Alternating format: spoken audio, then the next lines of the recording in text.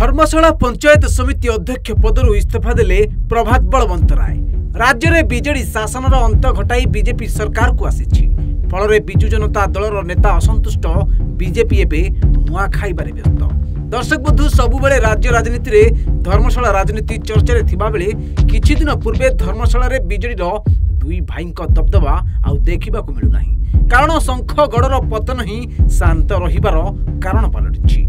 हाँ आज्ञा, केवल धर्मशाला नुह पूरा जाजपुर रे आउ काम देउनी बॉबिंग राज कि तांको आशीर्वाद। पूर्वतन विधायक प्रणव बलवंत राय तथा धर्मशाला पंचायत समिति अध्यक्ष प्रभात बलवंत राय भाई को धर्मशाला प्रथम विदा करथिले धर्मशालावासी। एबे किछि दिन तले भाई प्रभातंक विरोध में 38 जन सरपंच और समिति सभ्य आनिथिले अनास्था प्रस्ताव। हेले तांकु हटाइबा पूर्वरु से इस्तीफा घोषणा करिबा सह राज्य बीजेपी सरकार उपरे बर्षिछंती। समस्तଙ୍କୁ नमस्कार।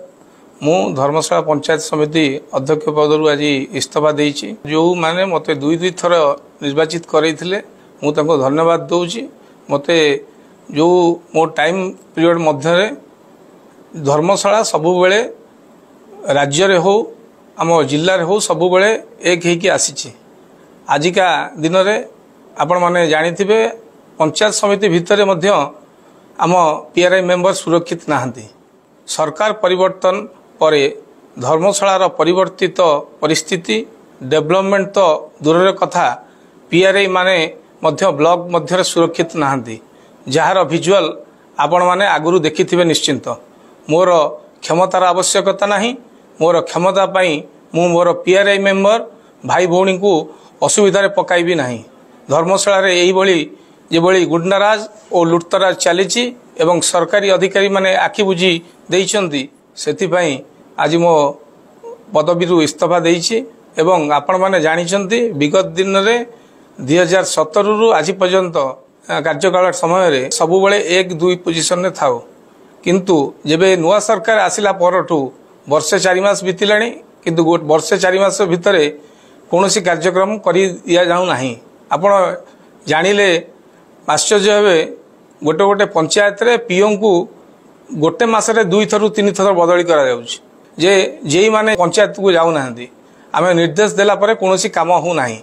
आजिका दिन रे जा होउछि आपण माने सोशल मीडिया माध्यम रे जानुथिबे, जेउ बेले भाबे धमक दिया जाउछि, कोउठी घरे पसी माड़ा मारिबा हेउ, जीवन रे मारी दबा धमक हो, कार घर भांगी दबा हो, कोउठी माँ पुअर झगड़ा तो कोउठी बापा और पुअर कोउठी स्वामी स्त्री तो आउ कोउठी चाकरी नेबार बा बदली करिवार धमक, कहार बेपार और ठिकादार बंद करिवार धमक।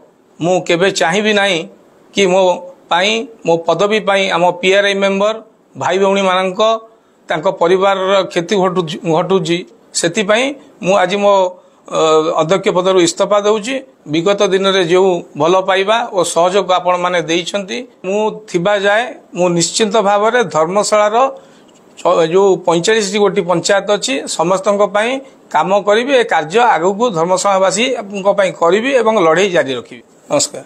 धर्मशालावासी को धन्यवाद जणाइबा सह से निज पदरू इस्तीफा देइछंती। दुई थर तांकु आशीर्वाद करथिले धर्मशालावासी। बीजेपी सरकार वर्षे 4 मास धर्मशाला विकास ठप हो जाइतिबा नै अभियोग आनिबा सह गुंडाराज और अराजकता बढ़ितिबा नै कहिसंती। यासो निज पद पई पीआरआई मेंबरक जीवन को विपद रे पकाइबे नाही बोली कहि परोक्ष रे सहानुभूति साउंडचंती प्रभात। सबुठु बेसी बड़ कथा हेउछि अनास्था पूर्वरु निजे काहेकि सर्वसम्मुख को आसिले आ इस्तीफा घोषणा करदेले। कहा चापरे ना भाईंक कथारे कहिदेले बिति से जहाँ भी हेउना काहेकि धर्मशाला रे भाईंक राजनीतिर अंत घटिबा परे दुखर सागर रे बीजेडी नेता। ब्यूरो रिपोर्ट, सूचना टीवी 24x7।